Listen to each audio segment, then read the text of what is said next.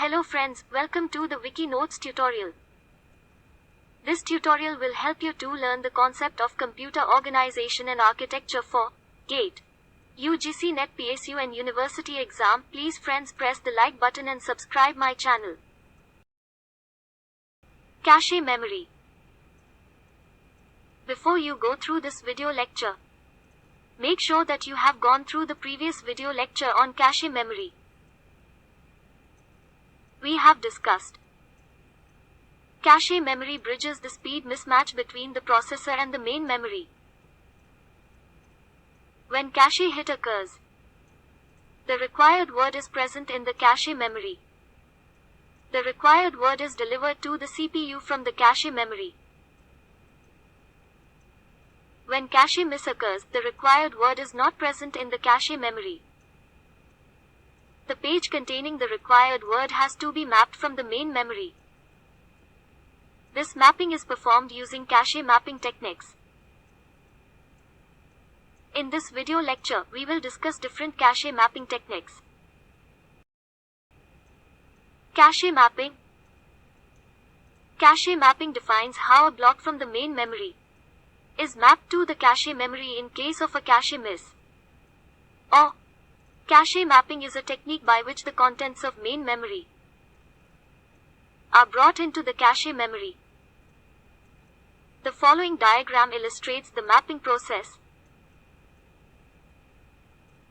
Now, before proceeding further, it is important to note the following points. Main memory is divided into equal size partitions called as blocks of frames. Cache memory is divided into partitions having same size as that of blocks called as lines. During cache mapping, block of main memory is simply copied to the cache, and the block is not actually brought from the main memory. Cache mapping techniques. Cache mapping is performed using following three different techniques. Direct mapping, fully associative mapping, K-way set associative mapping. First, direct mapping. In direct mapping, a particular block of main memory can map only to a particular line of the cache.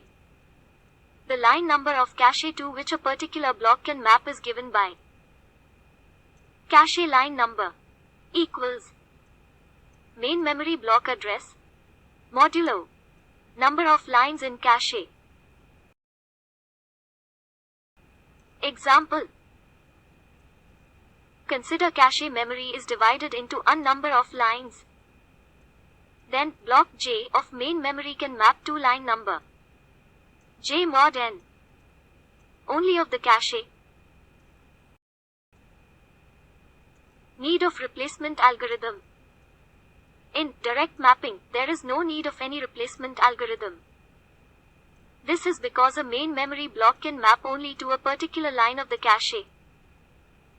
Thus, the new incoming block will always replace the existing block, if any, in that particular line. Division of physical address. In direct mapping, the physical address is divided as tag line number and block offset line tag and line number are combined is called block number.